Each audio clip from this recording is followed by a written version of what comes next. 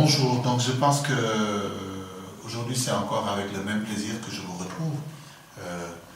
Robert, Chérif, toute cette équipe qui aime bien qu'on se retrouve pour parler de politique au Sénégal, notamment pour cette question concernant la représentation des Sénégalais de la diaspora à l'Assemblée nationale.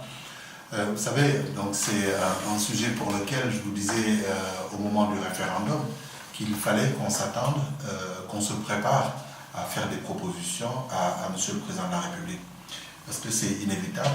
Un projet de réforme constitutionnelle, ce sont les grandes lignes en fait des orientations que l'État veut prendre, que le président propose sur un texte qui, s'il a la faveur ou la confiance des populations, ce texte entre en vigueur.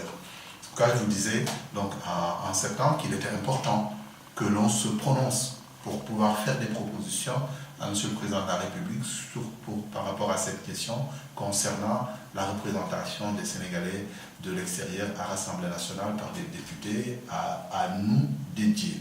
Donc, alors, cette proposition-là, maintenant la loi elle est prise, donc votre question, elle n'a plus de sens.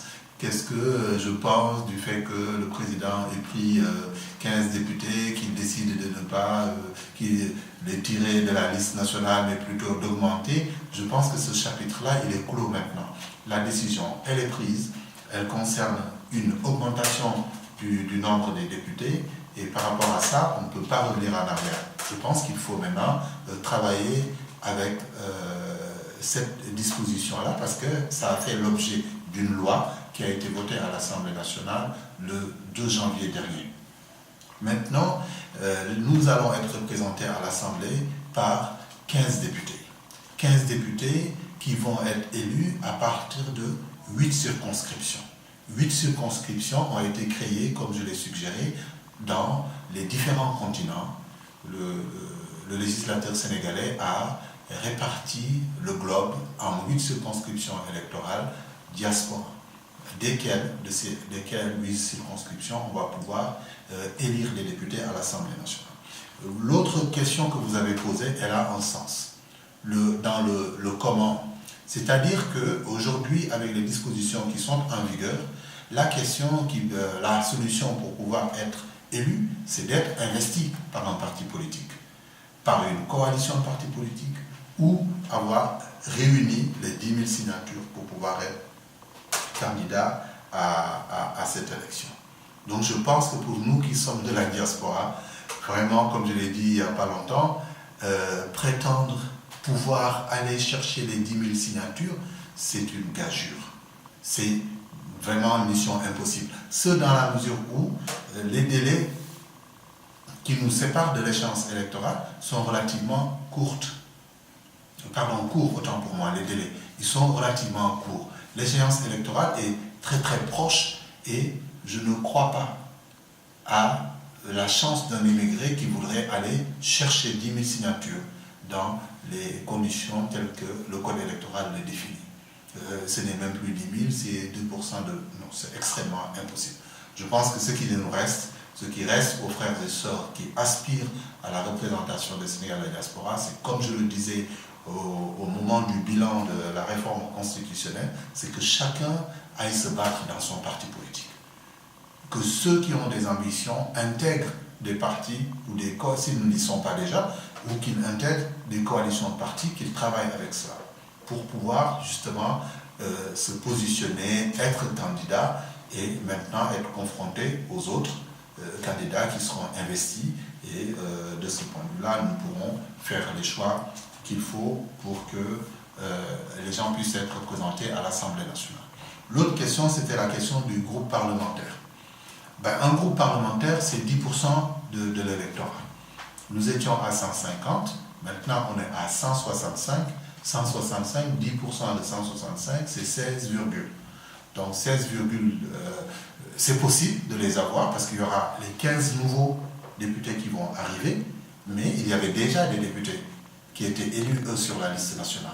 S'il y a effectivement une volonté de M. le Président de la République, Macky Sall, de faire que les Sénégalais de la diaspora aient un groupe parlementaire, c'est tout à fait possible. Il leur permet d'avoir les 15 et il maintient par exemple les 2 qui étaient déjà élus sur la liste nationale, ou en tout cas il en désigne d'autres sur la liste nationale. Ça fera que la question de l'effectif, en tout cas, sera réglée. Mais à mon sens, si on analyse bien cette question, ça pose un autre problème, parce que la diaspora est considérée comme une région, d'après le président de la République. En considérant la diaspora comme une région, c'est comme si on encourageait par exemple la région, j'aime bien prendre l'exemple de la région du Fleuve, ou la région de Casamance, ou la région de Diourbel, si cette région-là, chacune de ces régions, voulait avoir son groupe parlementaire.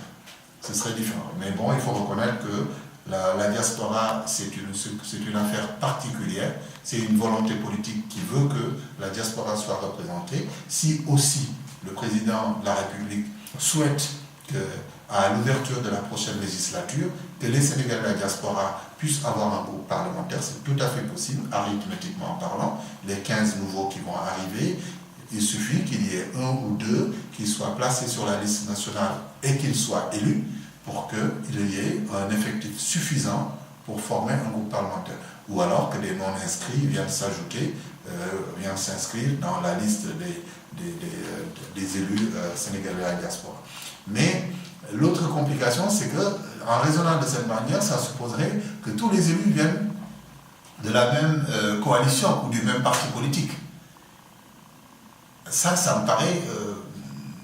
c'est possible, mais ça peut être aussi un peu difficile à mettre en place. C'est à supposer qu'il y ait des candidats qui viennent d'une coalition, plus d'une autre, et plus d'autres listes.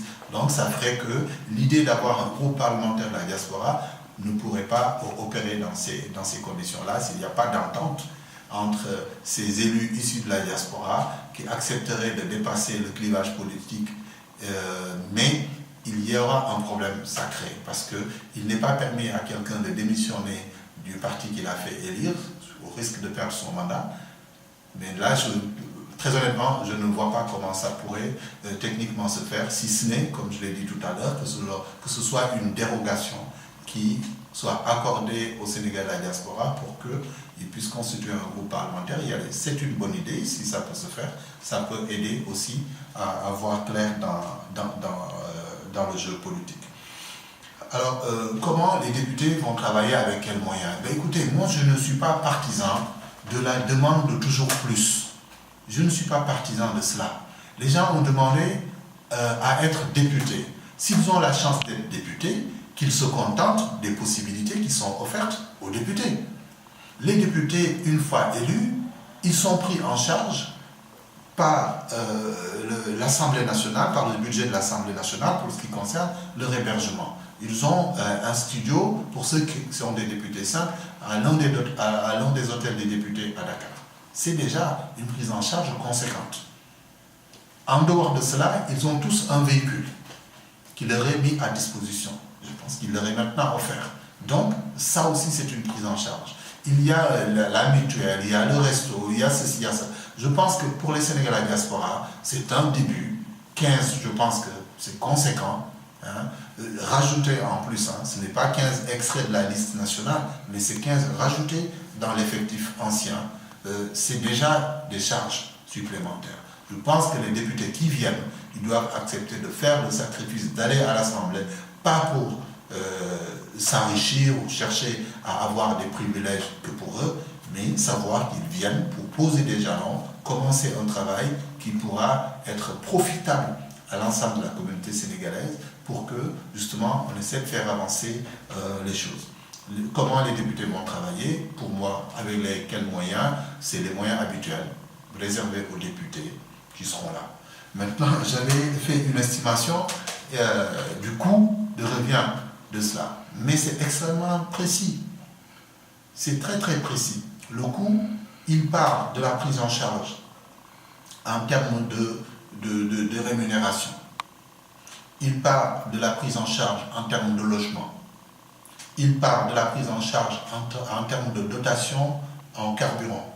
Il part de la prise en charge à partir de la dotation d'un véhicule qui permet aux députés de pouvoir se mouvoir sur le territoire, etc., etc. Sans compter maintenant la mutuelle, les restos, les ceci, les cela. Donc il y a vraiment, ce n'est pas un chiffre qui a été donné comme ça. C'est à l'issue d'une enquête, des échanges que j'ai eus avec des parlementaires, lors de la dernière législature, la législature en cours, et même des législatures qui remontent à bien longtemps. Depuis 1993, je parle avec des députés qui m'annoncent leur niveau de rémunération et j'ai pu mesurer un peu comment les choses ont pu évoluer jusqu'ici. Là déjà, je pense que maintenant, avec la décision d'augmenter 15 députés en plus, il va falloir envisager des aménagements dans l'hémicycle. Rien que pour que ces 15 députés-là puissent trouver leur siège où ils vont s'asseoir pour pouvoir participer au travail, etc. Pour ce qui me concerne, je pense que pour cette question-là, il n'y a plus débat, le chapitre est clos. Ceux qui aspirent à aller à l'élection, ils peuvent se préparer, aller chercher l'investiture au niveau de leur parti s'ils sont militants d'un parti politique, aller chercher l'investiture de la coalition à laquelle leur parti est peut-être adhérente, ou alors, tout simplement, s'ils ont l'ambition et les capacités de mobiliser les signatures dans 6 régions différentes, je leur souhaite bon courage et je souhaite qu'il y ait le maximum de candidats issus de la diaspora qui se présentent. C'est dommage que le temps ne nous a pas permis de pouvoir même organiser au sein des organisations de la diaspora des auditions des différents candidats pour pouvoir nous positionner, parce que c'est une première. On aurait pu se mettre d'accord pour dire qu'on prend telle orientation. C'est aussi une utopie, mais le plus dur, c'était qu'on arrive à voter. C'était réglé sous Mate Diallo, 1993, première élection à partir de laquelle les Sénégalais de la diaspora votent. Nous avons eu un premier député, le doyen Moudissi. 1998, à nouveau, nous avons pu voter, même si cette réforme qu'on vient d'avoir aujourd'hui n'a pas eu lieu. On a pu avoir encore un autre élu avec Tchédel Diallo aussi. Et puis il y a eu, après 2000, avec Maître Wade, avec Amadou Siré, 2007 encore à nouveau Amadou Siré, puis l'élection de 2012 avec donc Blé Koïta et qui sont arrivés aussi à l'Assemblée. On voit que la question de la représentation a été prise en charge, comme je le dénonçais, mal prise en charge, mais maintenant, ça va être beaucoup mieux pris en charge, de manière équitable d'ailleurs, comme ça se passe à l'intérieur du pays. On félicite le président Macky Sall pour avoir pris cette décision-là. On encourage toute la communauté des migrants à prendre part dans ce combat-là au niveau de leurs instances et surtout en termes de mobilisation et de participation au prochain scrutin. Parce que je pense que quand même le vote qui a eu lieu lors du référendum, on comprend que ce n'est pas la même opération. Il y a eu très peu de participants par rapport au nombre d'électeurs inscrits. Mais je pense que pour la prochaine élection, on verra par la mobilisation que les Sénégalais de la diaspora ont compris ce qui leur était proposé et ils l'ont aussi accepté en participant de manière effective à cette élection et permettre aussi le choix de candidats nouveaux qui iraient siéger à l'Assemblée. Comme je le disais d'ailleurs, je pense il y a quelques jours, je pense que ces électeurs qui vont aller à l'Assemblée vont avoir, ces députés, nouveaux députés issus de la diaspora vont venir avec un souffle nouveau. Ils vont amener du sang neuf à l'Assemblée et ça va permettre à cette Assemblée-là de fonctionner de la manière la plus efficiente. Je souhaite bonne chance à tous ceux qui aspirent à cela, à cette fonction éminente de député. Pour ce qui me concerne, je me prononcerai ultérieurement, mais sachez que le mouvement à la tête duquel je suis, le mouvement Diaspora Dooley Sénégal, encourage toutes les initiatives, de quelque bord que ce soit, tous les responsables de la société civile sénégalaise, qu'ils soient en Afrique, en Europe, en Amérique, en Asie ou quelque part ailleurs dans le globe, nous les encourageons à se positionner au niveau des instances au sein desquelles ils se sentent à même de pouvoir jouer un rôle pour éventuellement être le candidat investi.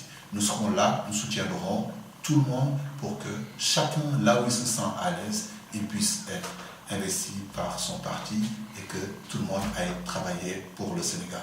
Voilà ce que je pouvais dire en résumé par rapport à cette question-là. Pour moi, le débat, le chapitre est clos, il y a une loi qui est votée, Maintenant, c'est 15 députés pour la diaspora qui vont être élus au niveau de 8 circonscriptions électorales, et ce sont ces députés qui iront maintenant représenter les Sénégalais à la diaspora à l'Assemblée nationale, et que pour le moment, c'est